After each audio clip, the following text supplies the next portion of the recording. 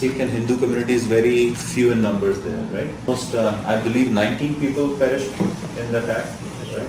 20 people. 20 people. 70 people from Hindus and Sikh people. Okay. Yes, sir. So, could there be a possibility of giving direct assistance to them if we organize something? And especially we've heard that the minority, the Hindu and Sikh community, they are living in. Again, we'll discuss. Like I'm just trying to find out: are they living in the temple itself, or they have their own homes, or because we've heard from the community they have just places where they're living in the temples.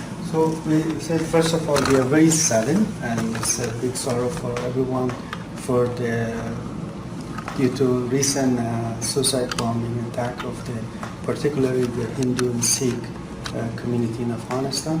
They are part of Afghanistan. They are our own Afghan regime, like the rest of Afghans. So we are very deeply sad about this recent incident. Unfortunately, during this incident, many Hindu and Sikh Afghans were killed, which we, on behalf of the government of Afghanistan, the people of Afghanistan, we deeply condemn this acts of terrorism. But particularly Mr. Adar Singh, who is candidate for the Parliament of Afghanistan, and the other colleague and the rest of them, we are the entire government of Afghanistan and the people are very saddened and sorrow for this.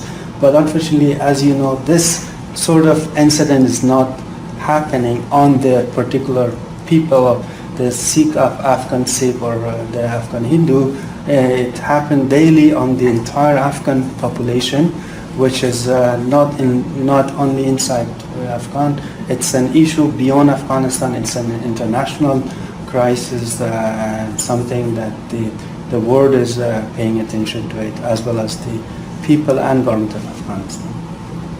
And also, we, on behalf of Sikh community as well, I want to pay our condolences to the grieving families.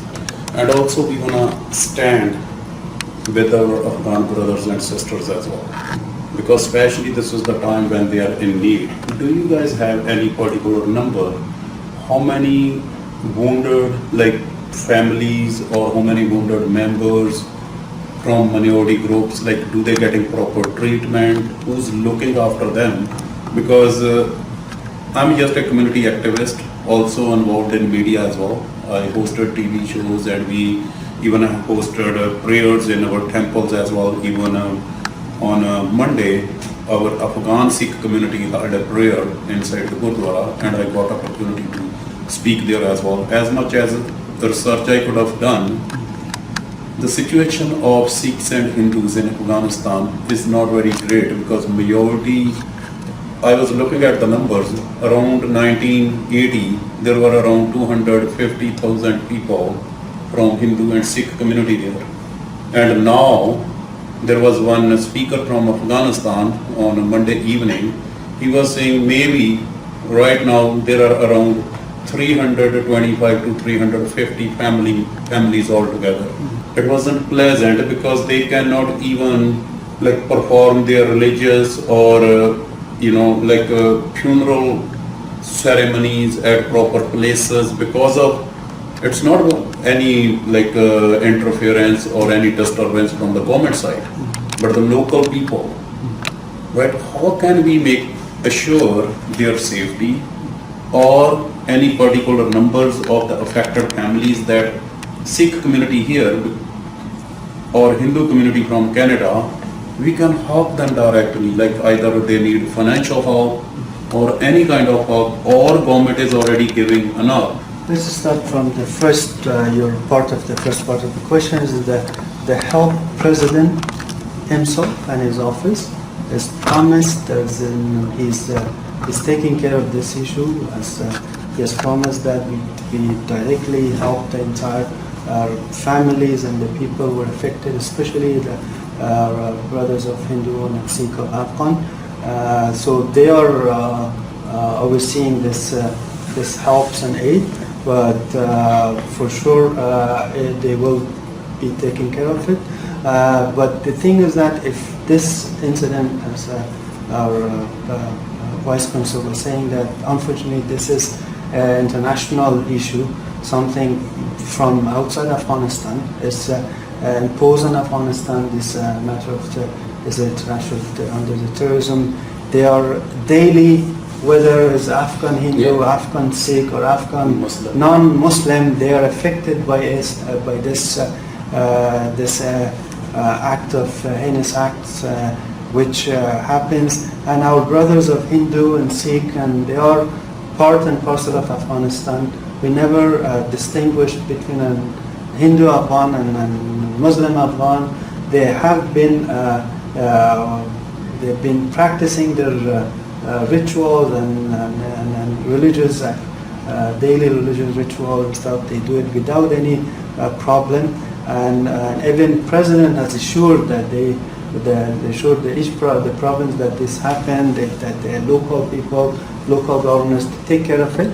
So for that, we assure you that our fellow Afghan brothers and Hindu and Sikh, they are able to follow their rituals and whatever needed for the recent incidents, the families and affected by this and the people affected by this. Do you have any relation between No, because people in Afghanistan or? no, we don't have any family members, Yeah. right? We don't have any family relations. But like when we hear the stories, what they have, because what we are hearing is why we are here is to get first-hand information, right? Because what I'm hearing is over there the situation, or even they are living as Mr. Hooda said, they are living in Sikh Gurdwaras. They have all their basically the land mafia or someone took over their properties. Even what we are hearing from different journalists as well, because we got to know either Taliban or ISIS, they condemn this institution and they are not taking responsibility of this terror attack, right? So why the different journalists are working on different issues. Some of them, they might be thinking like it might be land mafia because they are acquiring so much land of Hindu and Sikh people, and the president of Afghanistan was in favor of those Sikh and Hindu people. He wanted to assure that your rights, as you said, governments, they all want their citizens to live peacefully. But there are always, I would say, terrorism, either it's Hindu, Sikh or Muslim, they do not have any religion. They only disturb humanity. Right, so as I heard, President had really good faith and good trust in those people, and he was assuring that, those land or everything will be protected properly. Right, so now what happened is we just want to make sure they have their money or food or basic needs. Like, does the Afghan government do anything to protect their basic needs? Like, what is the situation? We want to get the first-hand information. Also, like this. We convey your concern about the minority people. Yeah. And send them and tell them the president, and then we inform you. No. I have a quick question. Okay, my name is Sounder Dilipan from Bharat Marg. Okay, my question is, we understand that every Afghan gets attacked, right? We see that every day, like Muslims or non-Muslims, more it is. But it is like 50,000 families coming to 300 families in a matter of 15-20 years is, way much of a total reduction. But this kind of reduction didn't happen in a total population, isn't it? So they are being targeted. So what kind of security we can provide for them is my question. Are you providing any extra security? Because that is certainly, we were, like my brother here said, Mr. Sangha, that we were in the Gurudwara and people were crying in Afghan Gurudwara where Hindu-Sikh Association was there, because there were people who lost their loved ones, and how can we provide extra security for them so that they don't completely get eradicated, even handful of the 300 plus family which is left out there, how we can protect them is my question. as you acknowledge, and also the international community acknowledge that this crisis in Afghanistan, unfortunately, Afghanistan is under attack from the international terrorists, and this is something that everyone, and I'm sure that the entire room agrees to this. But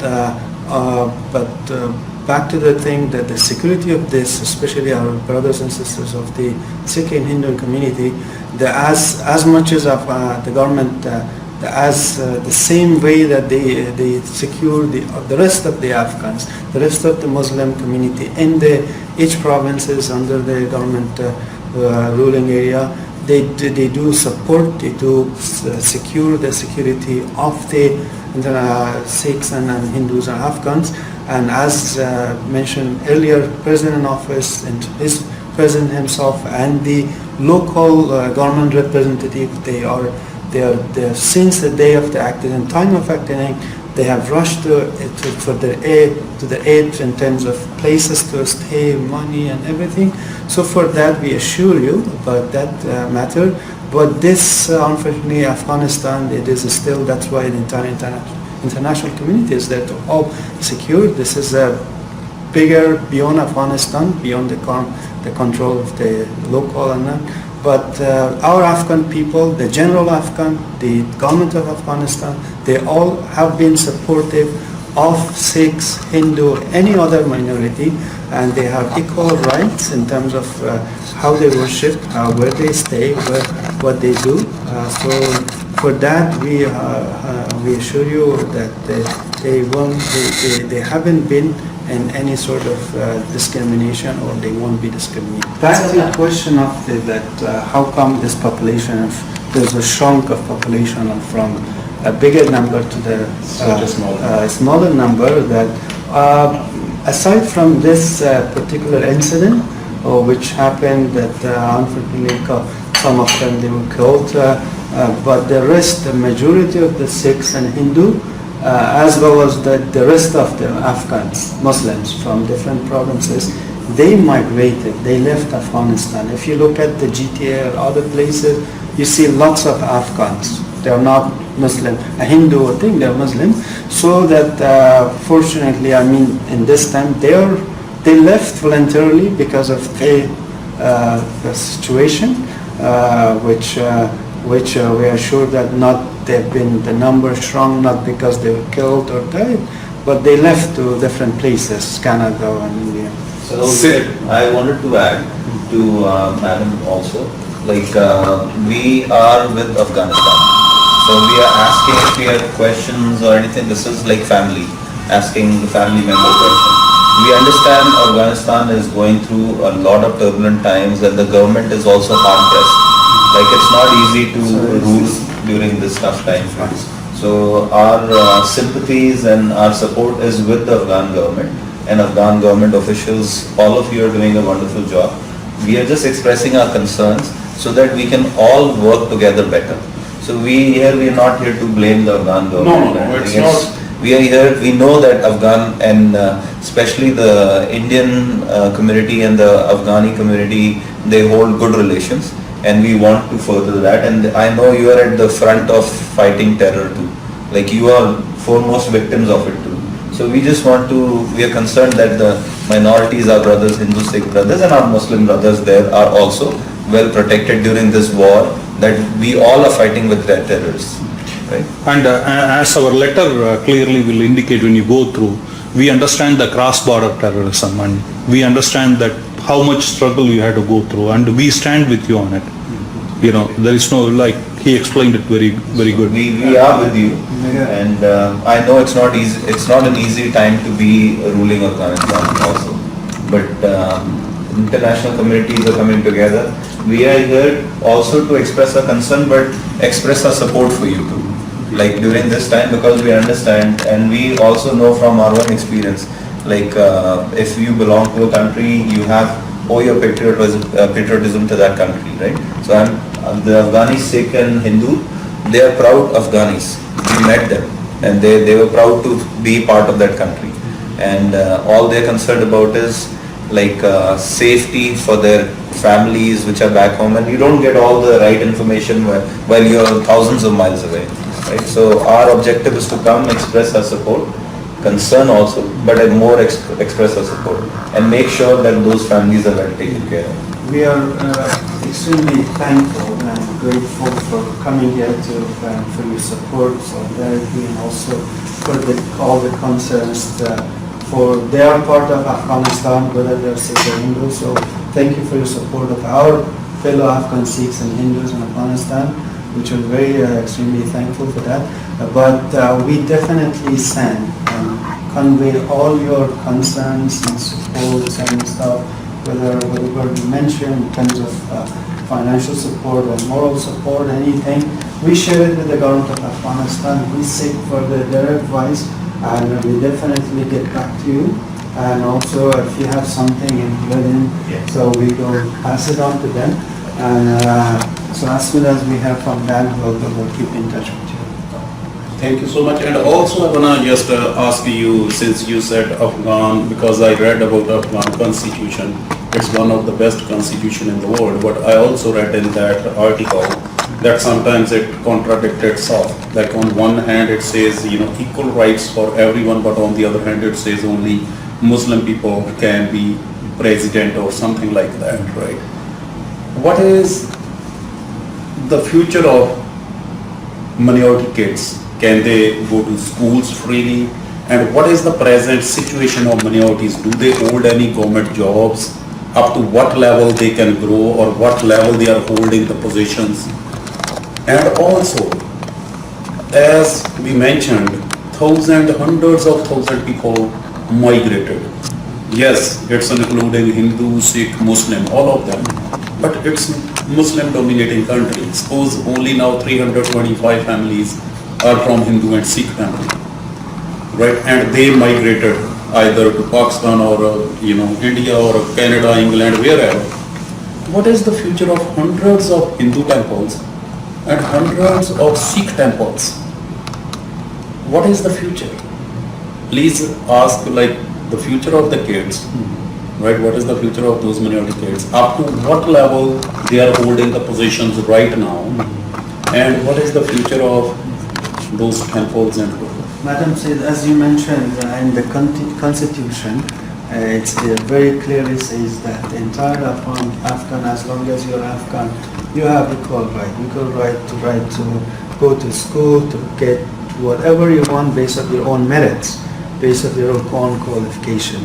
Yes, we acknowledge that in that article says that they cannot be, which is part of this constitution, but we have had always seats in the parliament for our Hindu and Sikh brothers and sisters of our Afghan community.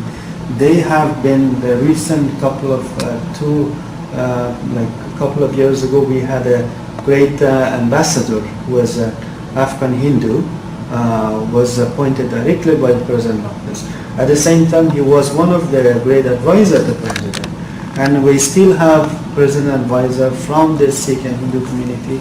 They have been in businesses, always people, Muslim especially, always they trust more Hindus and Sikh rather than all Muslims in Afghanistan in terms of dealing in business transaction.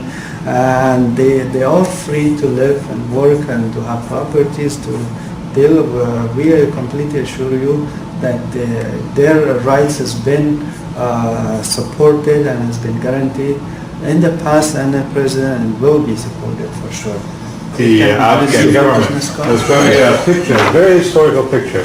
And if you see, Who was this again? Mr. Tarzi was the first Afghan foreign minister. Okay. Was he a Hindu or what is his name? He's Muslim.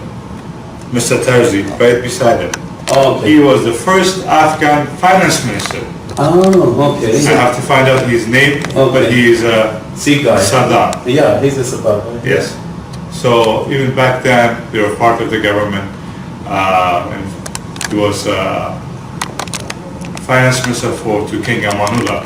And even later on, I remember always, Sikhs were part of the Afghan army. Even before '92, the civil war, they were advisors. They were Thank you so much. So, thank you, madam. Thank you for having us here. Thank you to all the consular staff.